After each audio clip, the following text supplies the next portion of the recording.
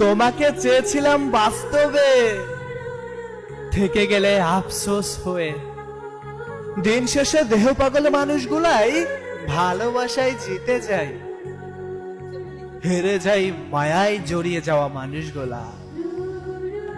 তাকে বলে দিও যে তোমাকে পেয়েছে, কোনদিন যদি তোমাকে আর ভালো না লাগে, সে যেন সুরে না ফেলে দিয়ে আমাকে দিয়ে দেয়।